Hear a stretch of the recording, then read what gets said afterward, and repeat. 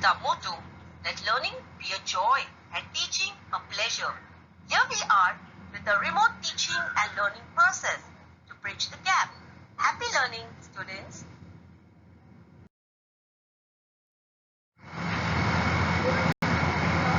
Good afternoon, students. This is your GK subject, Standard 3.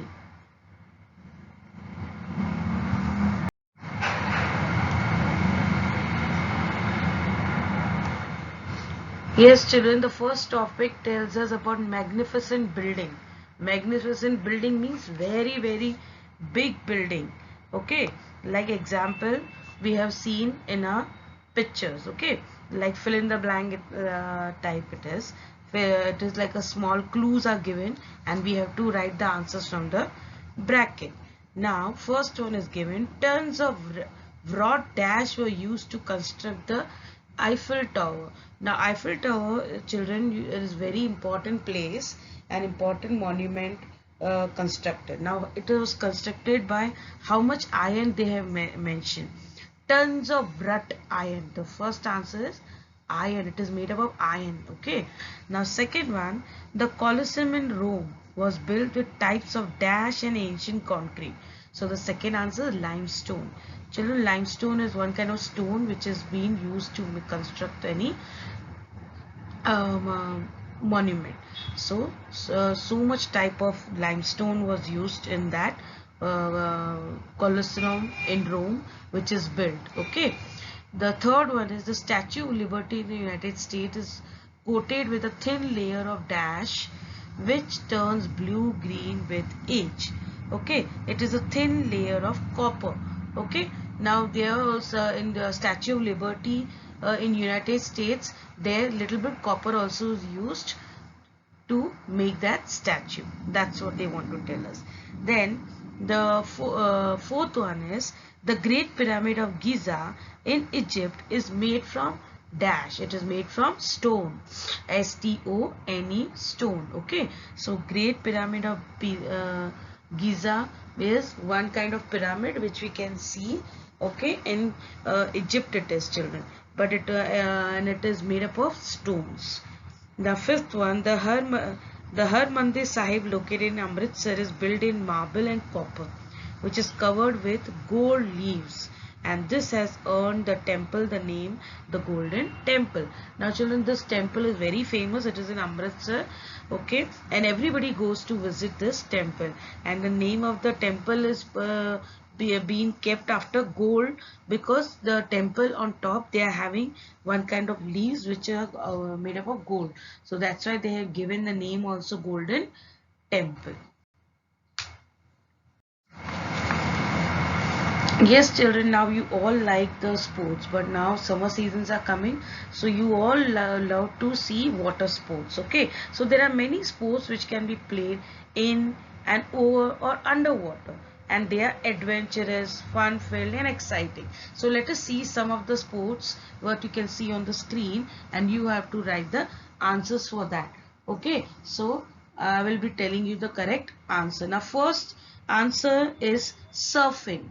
Okay, the water in the what do you say sea, or you can do that sports, and that is called surfing.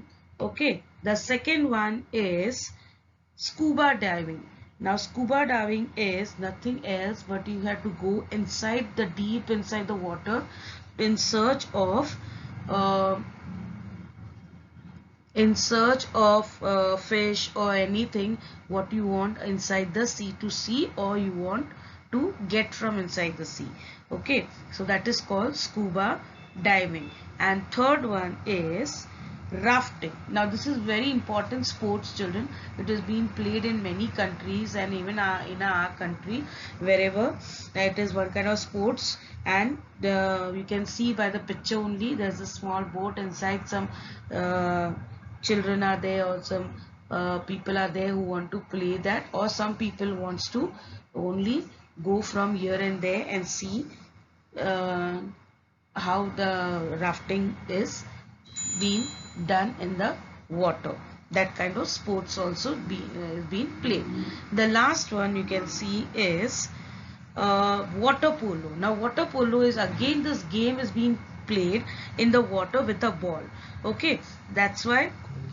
And like how we have seen the in on the grounds, some people playing football and making goals, same way in the water also they play the game, and they put in the net the ball, and this way the water polo game is being played. Okay, so this was very interesting about the water sports.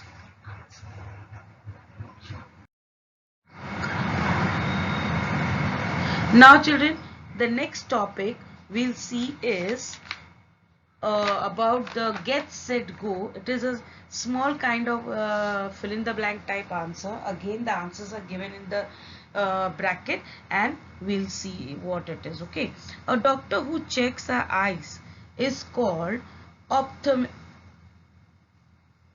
ophthalmist.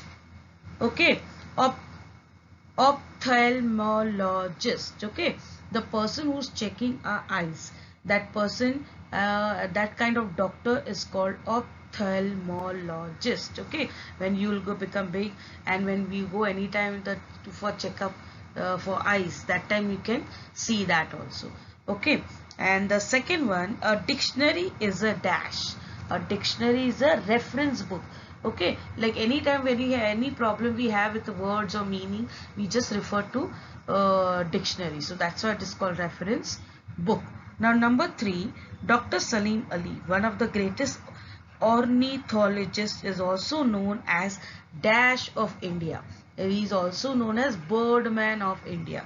Why children? Because he likes to know about the bird a lot. That's why people have given him the name Birdman of India, and his name is Dr. Salim Ali. Now the fourth fill in the blank is given. Dash is the scientific study of plants, stars and space. Very, very important. So the answer is astronomy children. If anybody wants to study about the stars, space and plants, you have to learn that, you have to do particular course, or you can say studies in astronomy. Okay.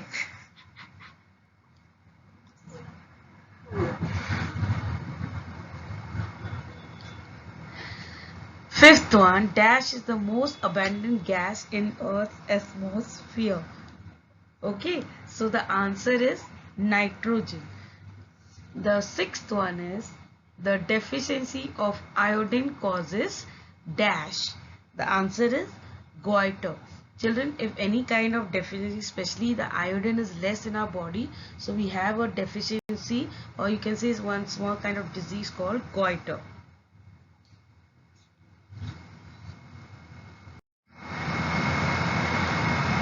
Yes children, this was a small topic of GK. Thank you students.